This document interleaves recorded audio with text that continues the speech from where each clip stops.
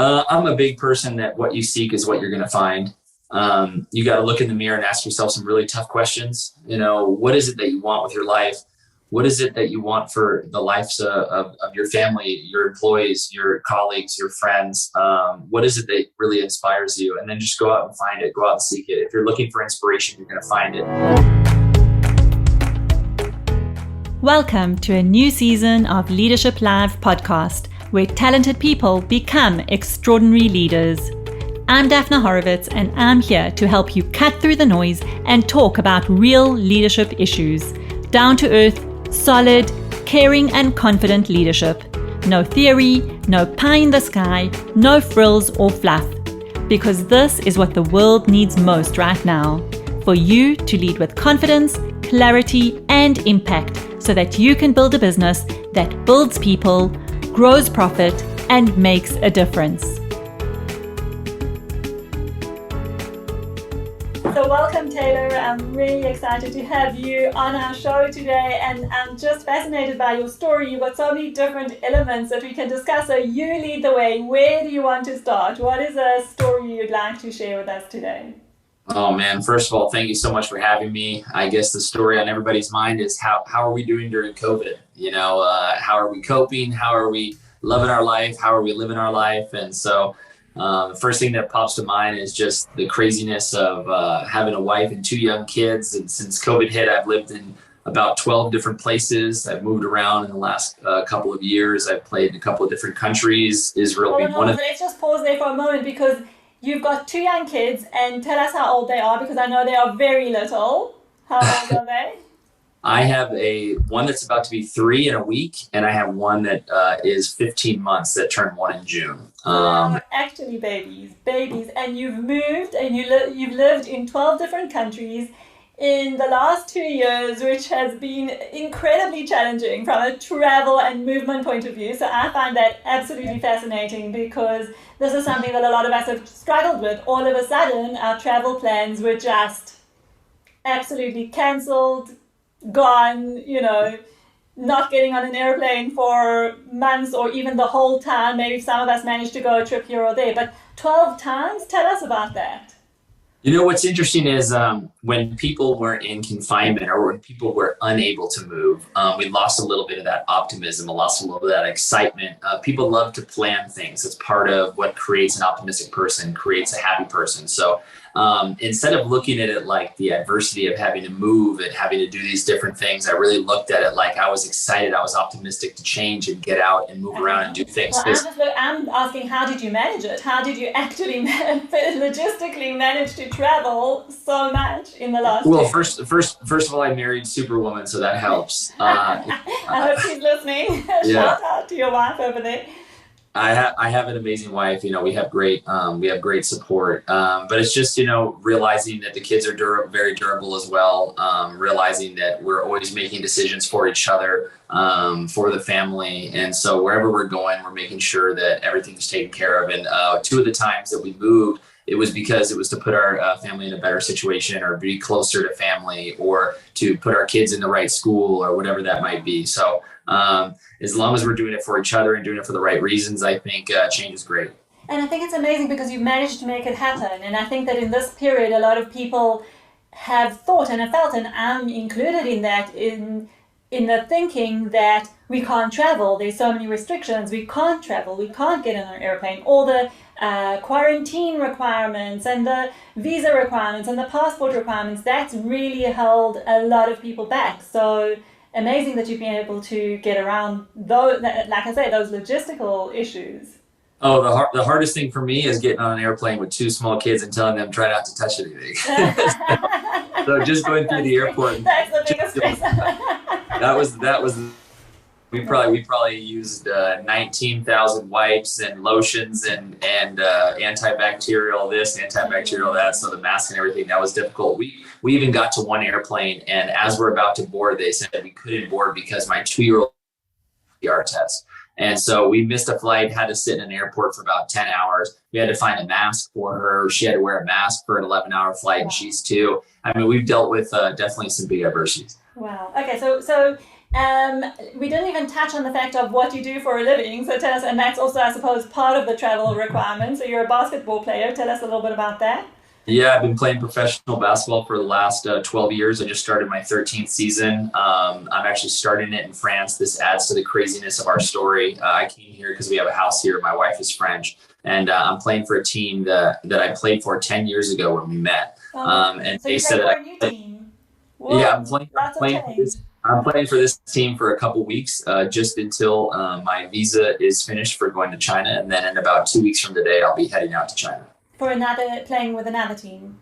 Yeah, playing with another team for the season. Yeah. Wow. So actually, Taylor, what's sitting with me at the moment is the amount of change that you're experiencing constantly in this crazy, uncertain, changing world, and you've got your own level of change. So that takes a lot of, I don't know, resilience, strength, excitement, a sense of adventure. I get that as well. What do you have to say about change? I'd love to hear your thoughts on that. I like to talk about that fear is in the looking, not the leaping. And a lot of people really think about change or think about the next step or think about what's going to be happening next. And they're doing less of the progress of it or trying to make it happen or figuring out what they want and then going after it themselves. And so thinking about it is very stressful. It can be very you can get very anxious and you can feel overwhelmed. But I feel like when you're actually doing it, it's less overwhelming and it can be a lot of fun. Even something as terrifying as bringing two young kids on a long flight. When you think about the flight, when you think about the preparation, even something like that is overwhelming. And then you get on the flight and you realize one of them's asleep and one of them is watching TV or something like that. And it's not as bad as you kind of thought it was. And that's just flying. And so I've been kind of doing this for a long time. And so I've gotten a little bit used to it. But at the same time, I'm trying to absorb all the positive things that come out of this change, all the things that I learn, all the different places that I go. I try to bring out the best of that culture and just trying to learn something each day, waking up each day and saying, what is there to learn and how can today be great? So I love what you're saying. There's so much in there because the first thing you said is about the fear is not in the looking. It's the more you think about it and the more you try and plan it and resolve for every possible situation and eventuality, the more stressed you get. And sometimes you really just need to take that leap, make the decision, and be in that present moment of this is happening now. I know I'm going to be able to deal with it right now. It's when we look forward into the future and think what will be, and try to plan for everything, it increases our stress levels. But if you just take a moment and say, you know what, this is a decision I've made, I'm going for it, let me be in the moment, I'll deal with it when it comes up. And I think I can totally relate to that approach as well, because I do tend to leap and then just deal with it as it comes. Yeah. And the best part about it is you have to learn to define failure for yourself, because if you're looking at doing things, a lot of people think about, okay, well, what if I fail or what if I don't accomplish what I want to do? And that's what brings them stress and anxiety. But when you define failure for yourself and realize that failure is in not trying, is not giving your best, it's not going after the things that you want, it's sacrificing yourself and your thoughts and your ideas and who you are.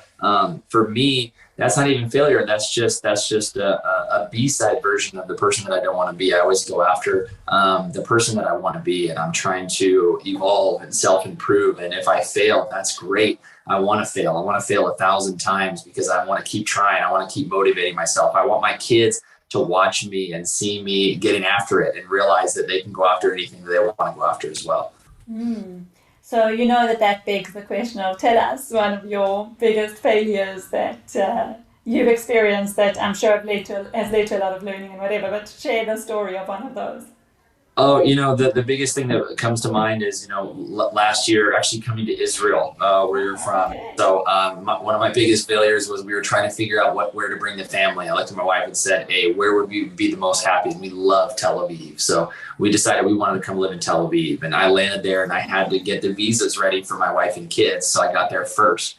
And I waited a week, waited 2 weeks, waited 3 weeks. I ended up being 2 months without my family. And every 3 days they were supposed to be coming. And they weren't allowed to come in because they shut down the airports. And so I got in right before they shut down the airports. And so we were planning and we had this great idea. This is perfect for us. And then I get there and then the world told us, hey, this is not going to happen. It's a perfect thing about trying to overplan everything. And then so we tried to adapt, we tried to move, but that was a big failure that was recent, but it's not a failure. It just taught us a little bit more about, about planning and about being adaptable, about, going after the things we want and things like that. So it ended up bringing us stronger and closer together. Wow. So then you landed up being in Israel for 2 months. Where was your wife and children? They were actually waiting in Serbia. And that was the big thing. I had gone to Serbia to play. The whole COVID experience has been really interesting with basketball because I've been waiting for a couple of years with these Chinese visas. Last year I waited in Serbia. This year I waited in France. And as I was waiting in Serbia last year, I actually couldn't get the Chinese visa. So we decided, okay, where are we going to go? Let's go to Israel. We love Israel. And so when I went there, they shut it down. What do you love about Israel? I'm curious. What made you pick Israel? I had been there before. I played for a great team there, Maccabi Tel Aviv. I love my experience. I love the people. I love everything about the culture and everything that's going on over there. So we really wanted to go back there. And unfortunately, we weren't able to do that. And so we got to spend a lot of time with family. I ended up leaving Israel. We went to France and spent some time there and then went back to California and spend time with my family there. So we ended up having a for you to be united again with your family.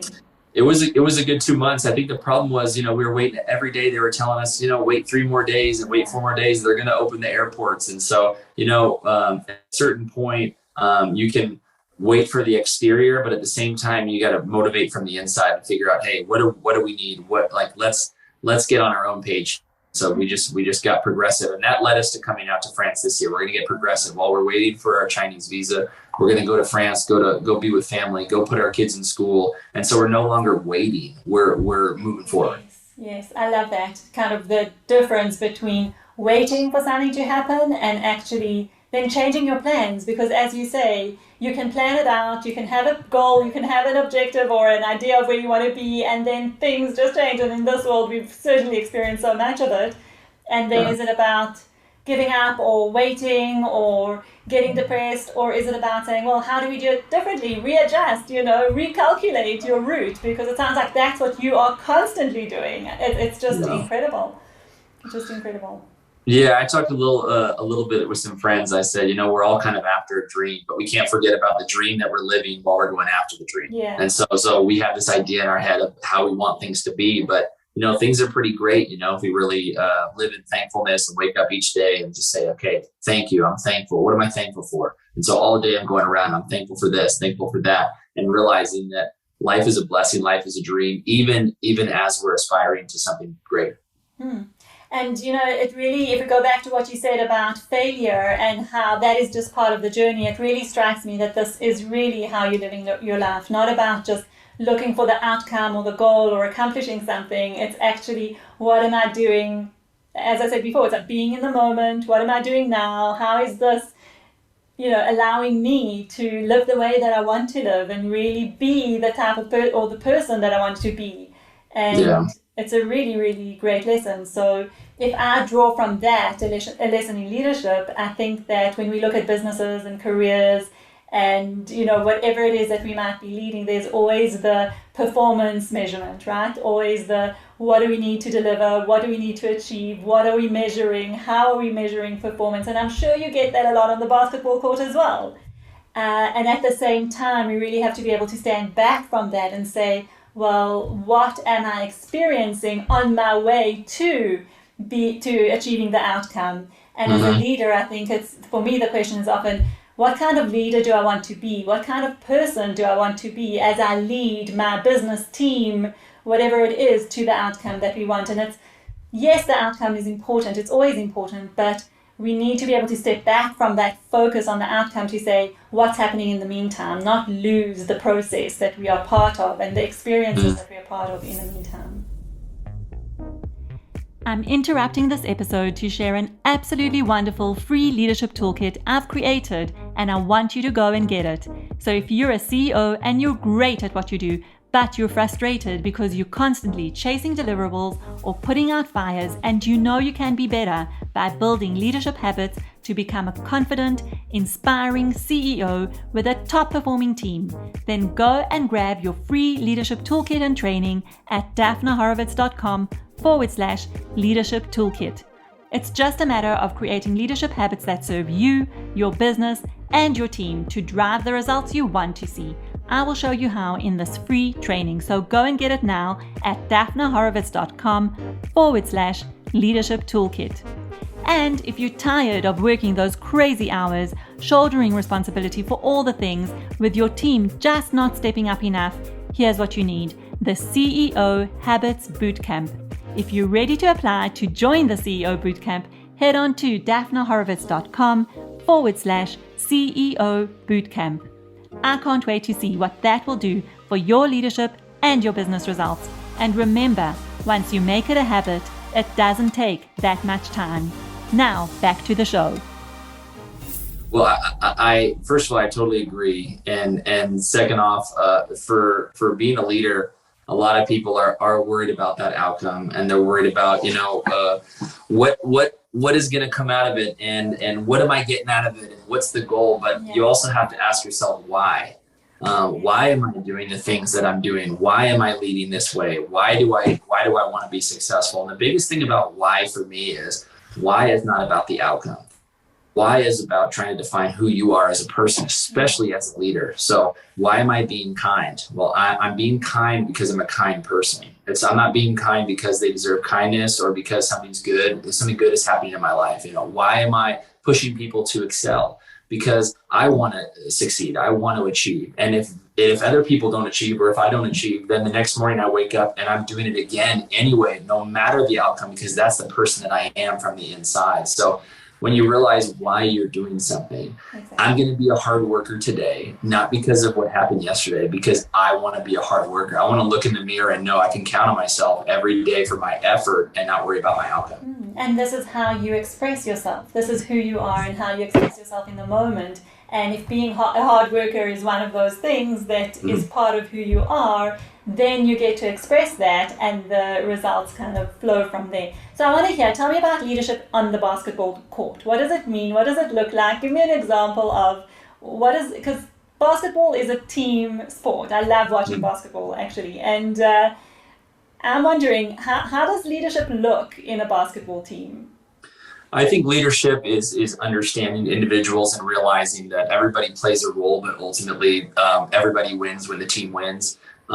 It's a really hard thing to do as a professional athlete because statistics matter, analytics matter, all that kind of stuff. From a sales team, you have to make the sales, all that stuff. But ultimately, with each individual, they're trying to figure out how they fit in. Everybody needs to be motivated in different ways. Everybody's inspired in different ways. And so taking the time and being a little bit more attentive to individuals, taking the time and being a little more understanding as far as one thing might work for somebody and one thing might not work for somebody else. And if you can actually relate to people and you try not to, my mom taught me this. It's just like, she's not the boss of anybody. I'm not the boss of anybody. We're working together, and I don't care if somebody's the CEO making $10 billion or somebody is an intern.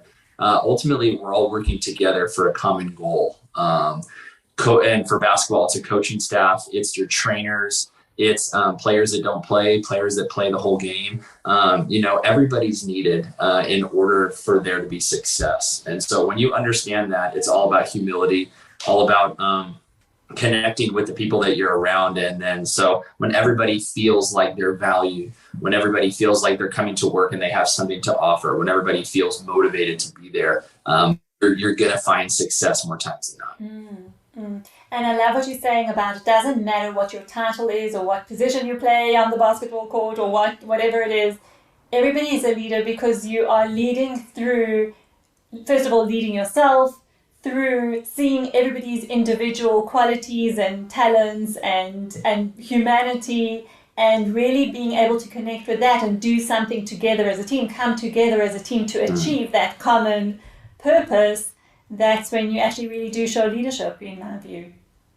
Yeah, for sure. And everybody wants to be heard. Everybody wants to be seen. And even when people are quiet, people are talking about some people don't have a lot to say. So that's great. Even when people are quiet, they want to feel valued, like I said. And so when you're coming to work and you're excited about not just having made the sale or not, but you're excited to be part of something. I love being in a team. I love playing a team sport. My mom used to joke around and my dad used to joke around that I played tennis and I broke about 30 tennis rackets because I'd just be standing out there by myself. And so when you have those people around you and when you take the time to care about them, you take the time to say hello to the person that you see when you walk in the front door of your building, you get to know the person that you see on your way, having coffee in the coffee shop. You build relationships with your daily things. And so you're not just waking up and saying, oh, it's another day. You're waking up and saying, yes, this is exciting. It's another day. I can build my relationships. I like to say we wear different hats. So I'm gonna improve a hat today. I'm gonna be a better dad today, or I'm gonna be a better husband today, or I'm gonna be a better friend to somebody. I'm gonna be a better coworker. I'm gonna be a better salesman. Whatever it is, there's always something that we can improve each and every day. And so when you find that excitement and that potential of each day, then it gives you more purpose. So tell me about an experience that you've had that perhaps has enabled you to really feel into that excitement, or sense of purpose, or that why that you spoke about earlier. Do you have? I mean, the biggest thing is having kids. Just like it's the first, second, and third thing that I think about. These kids are like sponges; they're picking up everything. My daughter has some of the same mannerisms that I do. She says some of the same words that I do. And so, what is she seeing? What are her norms? And everybody is being heard and being seen. When you're walking around, there's always somebody listening. There's always somebody looking. So what are they picking up when adversity hits? What are they going to learn about adversity by looking at you? And so there's a great quote that says, be the light that helps others see. And so what are they going to see when they look at you? Well, for me, I hope they see that adversity doesn't mean that I need to go down. Adversity means that I can go up. I can use adversity as a strength instead of a weakness. I can be prepared for it. I can say, hey, this is my chance to shine because people are looking. People aren't looking at me having a good day or making the sale or having a good day at work and saying like, oh, he responds really well when things are going great. And so when things are going bad, it really helps me in adverse times knowing that this is my time to shine because my kids, my family, the people around me, they're learning from me and realizing that there's more than one path to their life. And there's definitely more than one path to feeling negative emotions or feeling pessimistic or feeling beaten down by COVID or beaten down by the world or whatever's happening. Yeah, for sure. And I think what you're talking about is I'm hearing a lot about your sense of why and your sense of purpose comes from having children, and they can really be that mirror for you in terms of how you lead your life and then you serving as a role model. And I think that applies in any area that people look to you to see how you're behaving, how you're responding, and your kids even more so. That's who they learn from. You are their first teacher in terms of behavior, speech, attitudes, moods, feelings, and to be conscious of that is really, really important. And I suppose I say the same to CEOs who are leading teams. It's your people are looking to you to see what kind of mood you're in, what kind of attitude you have, what's your approach to mentoring and guiding and managing and leading, and from there they learn. So it's really important to be conscious of that, and at the same time not to put on something that is not who you are, to still be real and authentic. And I think that requires a level of self-awareness in terms of understanding who you are, but also knowing what your blind spots are and what you need to be aware of in order to really be an even better version of yourself. Yeah, for sure. I mean, when I join a new team or walk into a locker room, I think, what kind of teammates do I want to have? I want to have hardworking teammates. I want to have optimistic teammates. I want to have guys that show up each day that are excited to be there, that, and I have to turn that on myself and I have to look in the mirror. Those are the kind of teammates that they're looking for. And then that's me walking in as a leader. I want that in my employees, or I want that in my team. And so that's the kind of person I need to be. And like you said, you gotta play to your strengths. And that's the best part of working with the team, where I've had coaches that highlight strengths and I've had coaches that mention weaknesses. And so when you build a team, especially, it says, hey, this person's good at this and that person's good at that. Let's bring these two guys together and let's highlight their strengths and get things done, instead of focusing on their weaknesses. And they're going to feel depleted, feel more anxious. They're going to feel more stressed because, hey, they're looking at me for that, when they could be looking at all these great qualities that I have. And so especially as a leader, to be able to bring out the strengths is huge. Absolutely. So Taylor, I know that you've written a book, and I'd love to know what makes a basketball player traveling all around the world, living in many different places, what makes you go and sit and write a book? And that's also a labor of love, I know, because I've written two. So tell me, what led you to actually sitting down and paying that level of focus and attention to writing a book? What made you want to do it? The book is called A New 2020 Vision. I'm very, very excited about it. It started as a letter to my unborn daughter about 4 years ago. 3.5 years ago when my wife and I were pregnant with our daughter. I thought about writing her a letter, and that she would open it when she turned 18 or graduated from high school, and it would just give her an idea of what life was like for me, my thoughts and my feelings, and would give her an idea of what life was like when she was born. And it would just be this kind of time capsule that she could open. And as I was writing it to her, I thought of more and more ideas, and I started writing down some inspirational things that I wanted to share with her. I looked at life like a relay race. I wanted to be able to give her all the information that I could. So when I passed the baton off to her, she'd be in a great position and, be able to win her race or be in the best position to do well in her life. And so then I actually moved out to China. China's where she was born.